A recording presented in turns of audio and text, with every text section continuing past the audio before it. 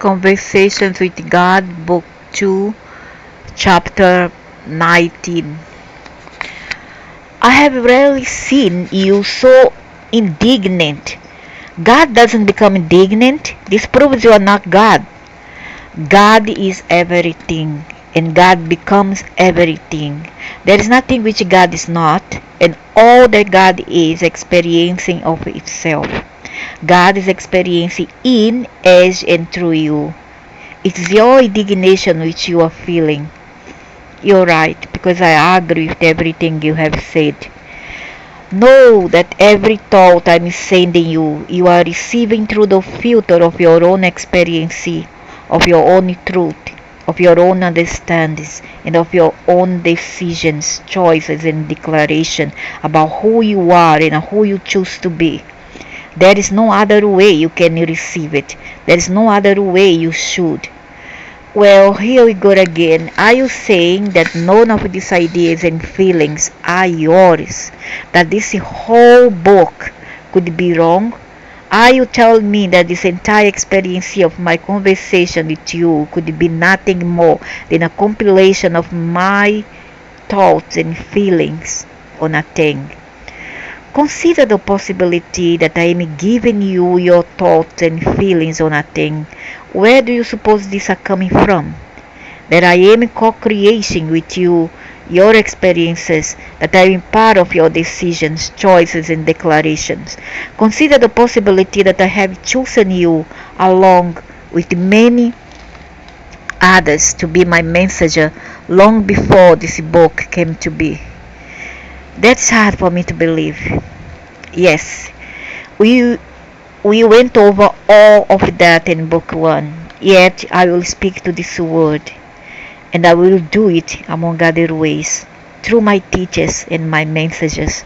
And in this book, I will tell your word that its economic, political, social, and religious systems are primitive. I observe that you have the collective arrogance to think they are the best. I see the largest number of you resisting any change or improvement which takes anything away from you. Never mind who it might help. That's so correct, so very, very true. I couldn't agree. I couldn't stop arguing with that, because it's everything what I think. I say again, what is needed on your planet is a massive shift consciousness, a change in your awareness, a renewed respect for all of life, correct, and a deepened understanding of the interrelatedness, relatedness of everything. That's so correct. And there's some of them who fight for politics, fight for political parties. And I'm not talking about the politicians itself, but the people. Even the people, the hearts are fighting among each other. It's dividing people. When they are all in it together, it's a group, just like a sport. It's just like, I wouldn't say it's a team, but it's a group, this sport association where there's many team, many name, many colors of jersey, but they belong to a same group. Whether it's left or right, it doesn't matter. And it's a circus. Well, you are God. If you don't want things the way they are, why don't you change them? As I have explained to you before, my decision from the beginning has been to give you the freedom to create your life of free will and enhance yourself as you wish to be. You cannot know yourself as the creator if I tell you what to create. How to create and then force, require, cause you to do so. If I do that, my purpose is lost. But now, let us just notice what has been created on your planet, and see if it doesn't make you a bit indignant. Let's look at just 4 inside pages of one of your major daily newspapers on a typical day. Pick up today's paper.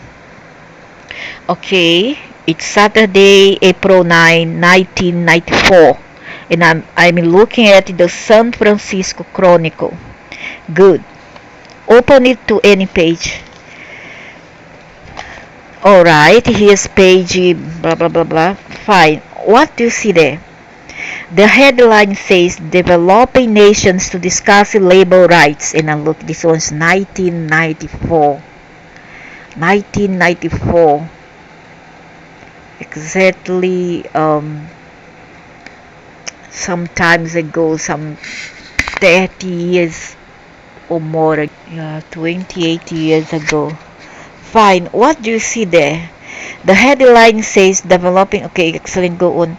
The story reports on what is called an old schism between industrialized nations and developing countries over labor rights. Leaders of some developing nations are said to be fearful that a campaign to expand labor rights could create a backdoor means of barring the low-wage products from the rich nations' consumer markets. See, leaders of some developing nations are said to be fearful that a campaign they once resisting back then, that a campaign to expand labor rights could create a backdoor means of barring their lower wage products from the rich nations' consumer markets. It goes on to say that negotiators for Brazil, Malaysia, India, Singapore, and other developing nations have refused to establish a permanent committee of the World Trade Center, or the WTO, which would be charged with drafting a labor rights policy. What right is the story talking about? It says basic rights for workers, such as prohibition on forced labor, establishment of workplace safety standards, and back then there is no in this nation, and a guarantee of the opportunity to bargain collectively. And why do developing nations not want such rights as part of an international agreement? I'll tell you why. But first, let's get clear that it's not the workers in those countries who resist such rights. Those negotiators for the developing nations are the same people who are closely allied with the same people who own and run the factories. In other words, the rich and powerful. And why this one's the puppet? They are puppet for the rich, the elite. Why? Because in their country, right, they are in their country, so if they bring in investor, they have to set up rules, and those so-called rich are to comply with their rules, their local rules, as to how to treat the workers and not exploit them. But rather what they do, they allow it, or at least they did back then, isn't it? So you cannot blame on this rich and elite, rich and powerful. You also blame the people of these countries mentioned in Asia and in Latin America. That's true. As in the days before the labor movement in America, those are the people now benefiting from the mass exploitations of workers. Correct. Very, very true. And I once back then I have seen it. You can be sure that they are being quietly assisted by big money in the US and other rich nations, where industrialists no longer able to unfairly exploit workers in their own nations are subcontracting to factory owners in these developing countries, or building their own plants there. Correct. Now they are Indonesia, Thailand, Myanmar, Vietnam, in order to exploit foreigner workers who are still unprotected from being used by others to increase their already obscene profits. But the story says it's our government, the present administration, which is pushing for workers' right to be part of a worldwide trade agreement. Your current leader, Bill Clinton, which was back then, is a man who believes in basic worker rights. Even if your powerful industrialists do not, he is courageously fighting big money's vested interests. Other American presidents and leaders throughout the world had been killed for less, correct? Or outtested or impeached and defamed or sent to jail. Some who try to make change, they are sent to jail after their term. They are defamed, they are betrayed, and are sent to jail after they fulfill their term. If a woman, my God, the woman will be impeached before she finishes her term, like it happened in Brazil. It happened to now. It's still a mess over there, political mess. Are you saying President Clinton is going to be murdered? Let's just say there are going to be tremendous powers attempting to remove him from office. It did happen, the scandal with the fat Polish woman called Monica Lewinsky, something like that. Back then I was in my 20s and I already knew I read the chronics about this case, and I always follow up. Do you remember the scandal with Clinton? Yeah, they do that. They do. It's a gangster organization to defame those people, those presidents who want to make changes, just like as Kennedy was killed because they want to make changes. They have got to get him out of there, just as they had to remove John Kennedy 30 years earlier. Like Kennedy before him, Bill Clinton is doing everything big money hates, not only pressing for workers' rights worldwide, but siding with the little person over the entrenched establishment on virtually every social question. He believes it's the right of every person, for instance, to have access to adequate health care. And what Obama have done? Nothing. What the Obama care did? Only push up the price for the medical insurance, only for those who could afford to pay it. Meanwhile, while the poor who couldn't pay for health care went without the basic health care back then during that man's time in office, during his terms. What Obama did? Nothing. And neither did Clinton. Oh, sorry, not Clinton. What's his name? Trump. And neither this old man now. Only Clinton was okay. Reagan and Clinton was the best, and Kennedy. Clinton, Kennedy, and Reagan. The rest not so good. So whether or not he or she can afford to pay the exorbitant prices and fees that America's medical community has come to enjoy, he has said these costs have got to come down. That has not made him very popular with another very large segment of America's rich and powerful, from pharmaceutical manufacturers to insurance conglomerates, from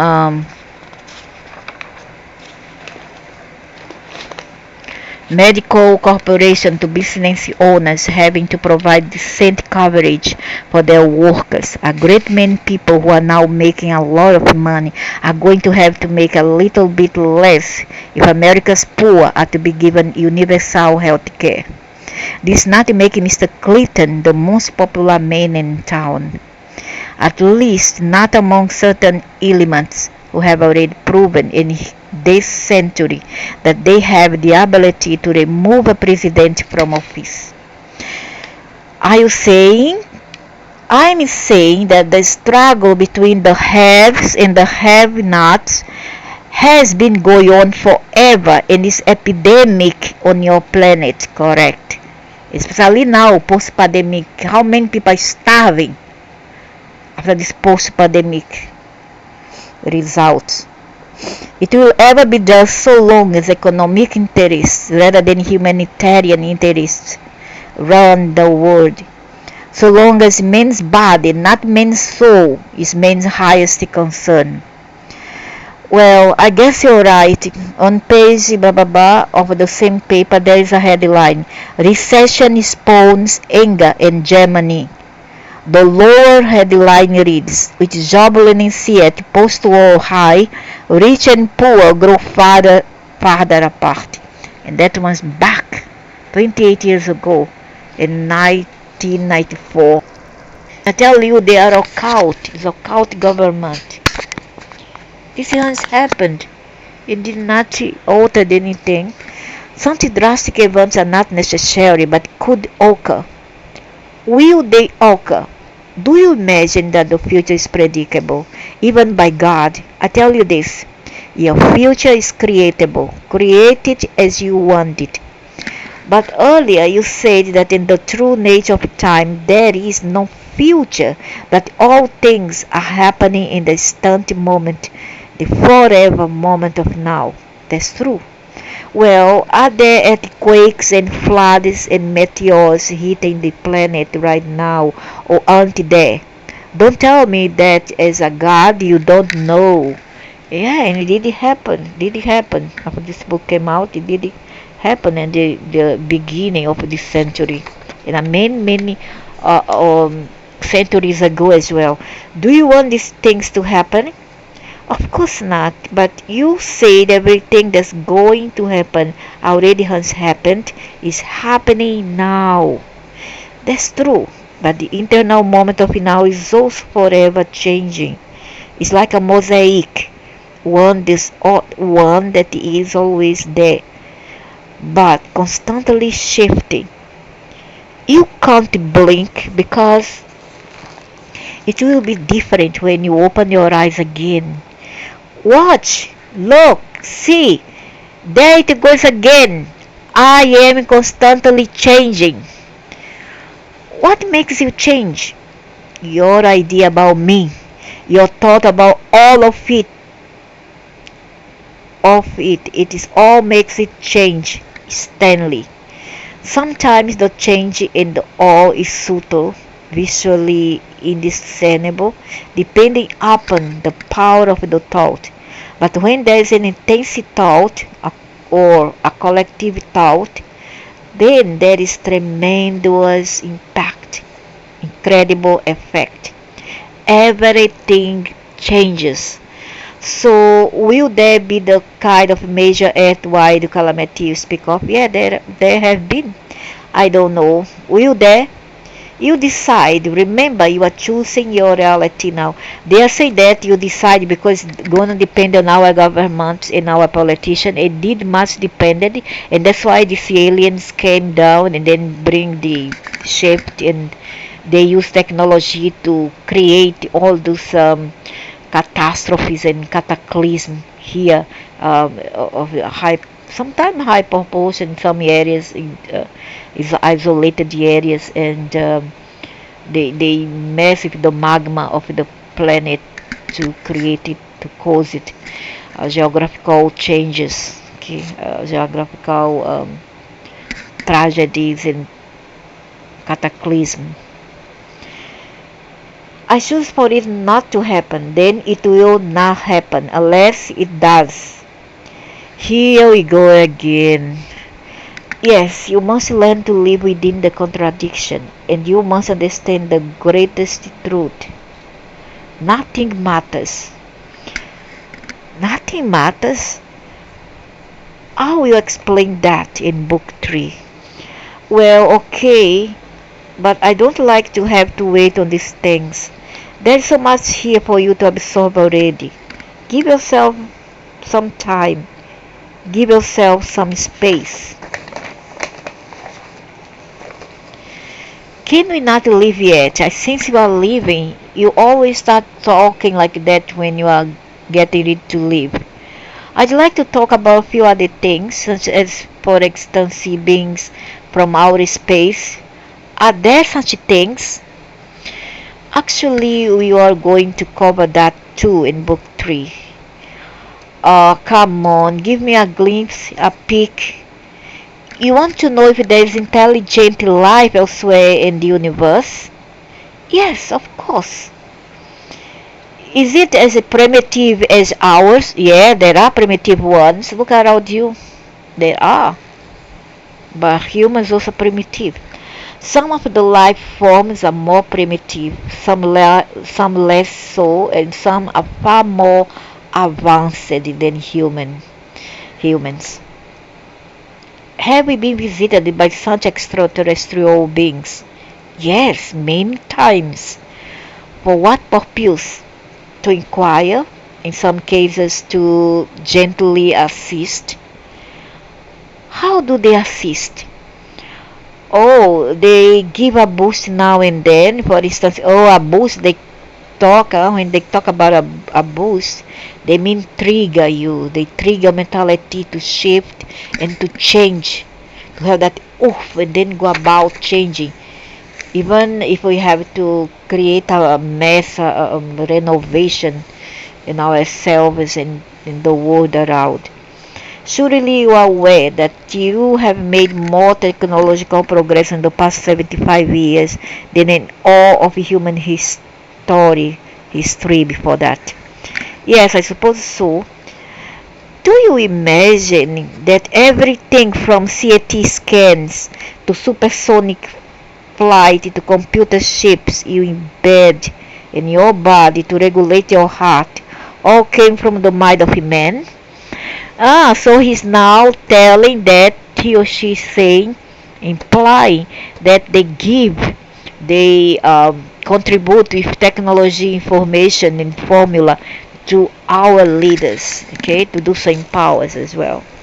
And they did all this laser, computers, and many other things like bombs was given to men by the aliens invaded forces, but they work with the rich and powerful. They don't work with the laymen.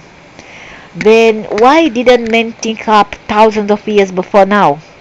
Well, so the guy asked, oh, do you imagine that everything from CT scan to supersonic flight to computer chip embedded in your body to regulate your heart all came from the mind of a man? Well, yes. Then, why didn't men think them up thousands of years before now? Well, they did. They did before the aliens invader came in. They did. We were more technologically advanced. I mean, our ancestral were techno, technologically advanced and I could shape shift. We could have telepathy, power, and were able to do much more feat than what we are able to nowadays. I don't know. The technology wants it available, I guess. I mean, one thing leads to another, but the beginning technology wants it there until it was. It's all a process of evolution. You don't find it strange that in this billion-year process of evolution, somewhere around 75 to 100 years ago, there was a huge comprehension explosion? You don't see it as outside the pattern that many people now on the planet have seen the development of everything from radio to radar to radionics in their lifetime. You don't get in cell phones, headphones, etc. You don't get that what has happened here represents a quantum leap, a step forward of such magnitude and such proportion as to defy any progression of logic. And a long time ago, we were able, during Atlantic and Lemurian time, we could be able to transport ourselves, like I have a vision before. We enter this cubicle, and then we press one code, and then we are transported to another continent in a nanosecond. In the count of 3 seconds, 1 to 3, okay, you already were transported there, the other side. Like I was in Asia and I could go to South America and vice versa by just pressing a code that represents the other side of the planet. And also, what we could do so many other things long time ago. There was cell phone, and there were headphone long time ago. It has been proved, and it was after the nuclear bomb around not 200 to 150,000 years ago of Atlantis. They erase all that, and then they bring in new people, and this time around they become more stupid. They come back more stupid. That was now our race, that is Homo sapiens 2, became more stupid, and this technology was not to be given to a race that was evolving that size. Understand? That's why we forgot all this, but our ancestors already have had form, they already were able to transport themselves without the need of ships and aeroplane. We use better conduction of locomotions and to commute now a daily basis.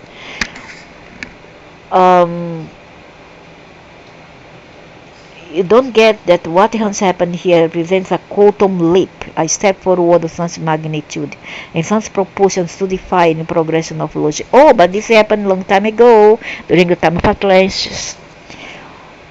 What are you saying? I am saying, consider the possibility you have been helped. If we have been helped technologically, why aren't we being helped spiritually?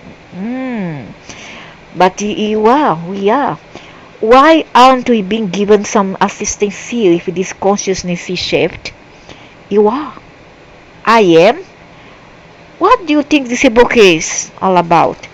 In addition, every day new ideas, new thoughts, new concepts are being placed in front of you. Well, there's nothing more than your duty to do that. Your duty. Who have stripped this race of their original self and consciousness. The process of shifting the consciousness, increasing the spiritual awareness of an entire planet, is a slow process. It takes time and great patience, lifetimes, generations.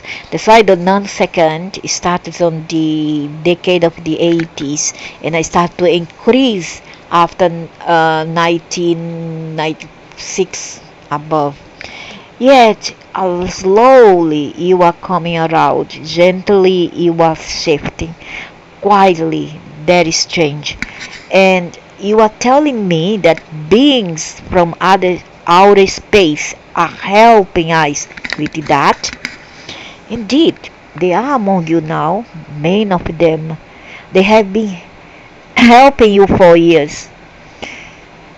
Why don't they then make themselves known? Why don't they then make themselves known, reveal themselves? Wouldn't that render their impact to us as great? No, because they're in fourth dimension. First of all, you cannot see them, and then it takes great strength and a great efforts to make themselves materialize. They can before come. They can come in your dreams, but they are in the fourth dimension above, so it makes it difficult for them. As I say, it requires a lot of energy. So that's why they don't appear, and also because some are humanoids, some not quite. They are much different than us, very very different. Some are beasts, so you wouldn't be able to. For many people here, you are still not ready for this disclosure yet, for physical disclosure. I don't think that the human race, I am, but you're all are not. Because I'm not afraid. I'm a very cold person, and I'm not afraid. I'm logical. I don't like to be emotional. I like to be logical. So I'm red, but you all are still not. The majority of you here not. There are and who want to see more of them goes to my channel 3D, beyond 3D. I have a channel just about looking for aliens around with the help of a lousy ordinary camera. But still able to see some of them. And then I pinpoint with my eagle eyes. I'm able to see through in the computer. Once I upload online, I'm able to see very clearly. Their purpose is to assist in the change they see that most of you desire, not created to foster, not force. Were they to reveal themselves, it would be forced by the sheer power of their presence to accord them great honor and give their words great weight. It is preferred that the mass of people come to their own wisdom. Wisdom which comes from within is not nearly so discarded as wisdom which comes from another. You tend to hang on a lot longer to that which you have created than to that which you have been told. Yeah. Will we ever see them, ever come to know these extraterrestrial visitors as who they really are? I have seen a lot since 1983. Oh yes, the time will come when your consciousness will rise and your fear will subside. Then will they appear. Then they will be comforted with you. They are at ease because they don't want to frighten you also. And then they will reveal themselves to you. Some of them have already done so with a handful of people, correct? Me being one of them, and many other people before me. What about the theory now becoming more and more popular that these beings actually malevolent? They are evil. Are there some who mean us harm? Some does. So you must be careful. You must treat it well on this kind of water. You must be careful. You cannot just trust it blindly. Are there some human beings who mean you harm? A lot. Yes, of course. Some of these beings, the lesser evolved, may be judged by you in the same way. You have to remember my injunction. Judge not, but why you judge human? And then you say just your observation. Why can't we judge aliens as well? No one does anything inappropriate given one's model of the universe. Yeah, the same applies to human. And much more to them because they are more aware than is aliens. Aliens supposed to be more aware than us. Okay, so humans are more unaware. They are totally amoebic, moronic. Most humans are morons, so they wouldn't know better. But the aliens supposed to know. But I see that many aliens are still crawling like beasts. I have seen they are huge. They are huge and are very terrifying. They are huge, like those dinosaurs. They are still walking like dinosaurs, and they are very frightening. Some beings have advanced in their technology, but not in their thinking. Your race is rather like that. There we go again. Always human. So yeah, some of these beings, the lesser evolved, may be judged by you in the same way. You have to remember my injunction. Judge not. No one does anything inappropriate, given one's model of the universe or the world here. Some beings have advanced in their technology, but not in their thinking. Your race is rather like that. Yeah, because they vibrate towards these beings who think like them, who are not humans. Okay, and some of us have these beasts within us. Our God self is actually a beast. Okay, that's what I found out. I remember. So, but if these malevolent or evil beings are so technologically advanced, surely they could destroy us. What's to stop them? protection. Because you see, what happened is me who are saying that, not the book, me. What happens here is that there are forces above those who are here on earth, who are representing those who are above them. It is an hierarchy, you see. Thus, these forces here on earth, stationed on earth now, cannot do as they please because they are answerable. Because they also they behave like a herd, they are like a hive mentality, and they are answerable to their superiors. Just as there are castes in hierarchy here on earth, there are elsewhere as well. So those here who could do us harm, and sometimes they do. Look at some words. Some words, homicide non-stop, feminicide non-stop, infanticide non-stop. What this mean? This means that these people who commit crimes are in tune with these beings who are doing evil things here. But they say they will do this because deep inside the human consciousness, they allow them to penetrate in their psyche and influence them, trigger them to do evil things toward another.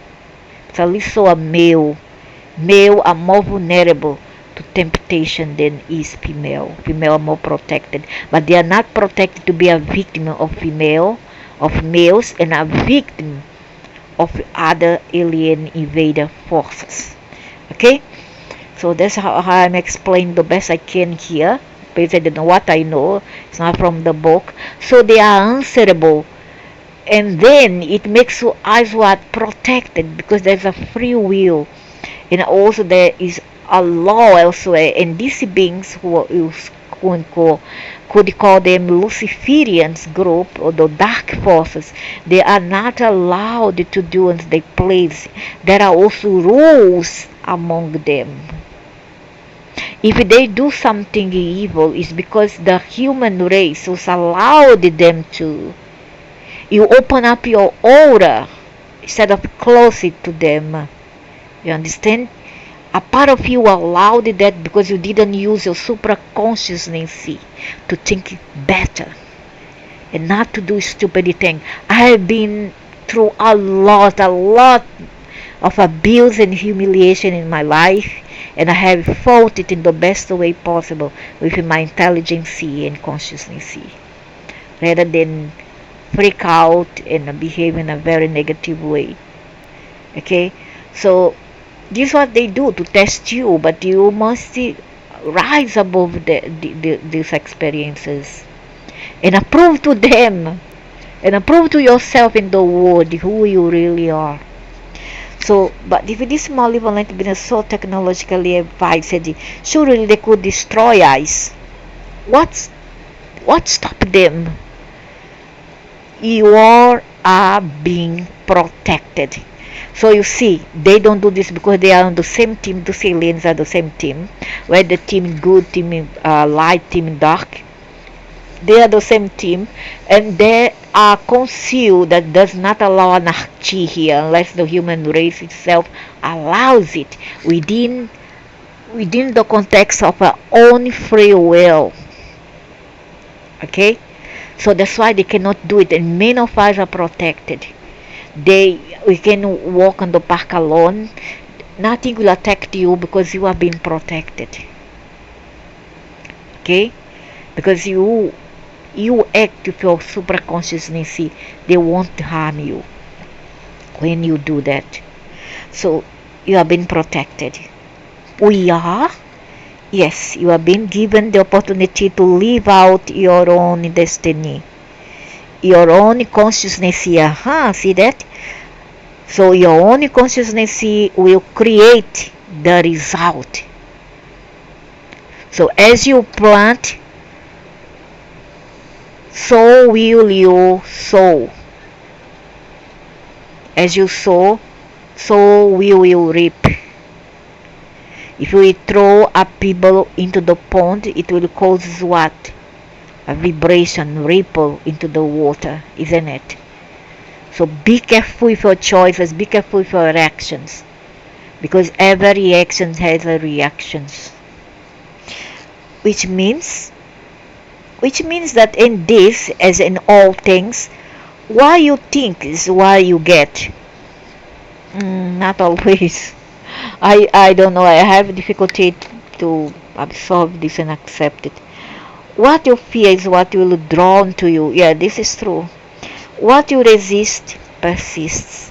What you look at disappears, giving you a chance to recreate it all over again. If you wish to banish it forever from your experience, what you choose, you experience. Somehow it doesn't seem that way in my life, yeah. Because you doubt the power, you doubt me. But why you doubt this being called itself God? Because of the experience you see around us, even if not um, it's not about I specifically speaking, it's about others close to us or about others around us. Those will make us doubt everything we see and have been told.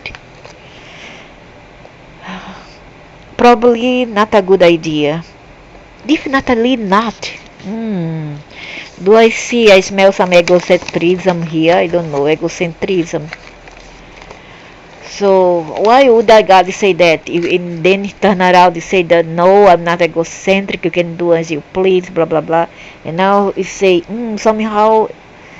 So what? Yes, you are being given the opportunity to live out your own destiny, your own consciousness will create the result. So as I said, be careful. Be careful how you drive your life with fear. If you are in fear, they will attack you, okay?